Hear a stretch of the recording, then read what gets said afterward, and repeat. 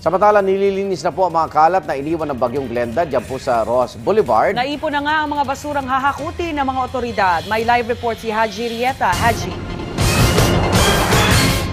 Yes, Rhea Igan, patuloy nga itong paglilinis dito sa bahagi ito ng Rojas Boulevard sa Pasay City dahil sa mga basura nga na naipon dito bunsod ng Bagyong Glenda. Pero kumpara kahapon ay mas kakaunti naman na yung mga basura na nakita natin dito nga sa Rojas Boulevard. At bagamat yung mga basura pa na nagkalat sa ilang bahagi ng Rojas Boulevard, ay napansin naman natin na ang ibang mga basura ay naipon na at inaantay na lang na mahakot ang mga ito. Sari-sari ang mga basura na napadpad dito mula sa Manila Bay.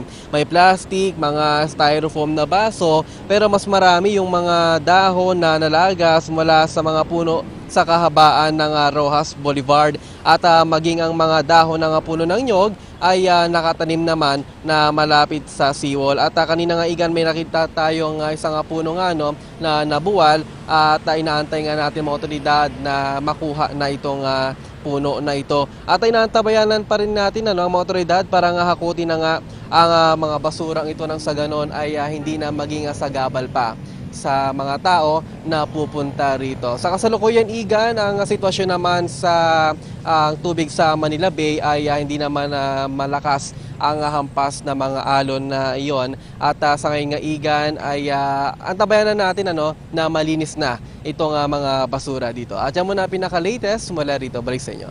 Maraming salamat, Haji Rieta.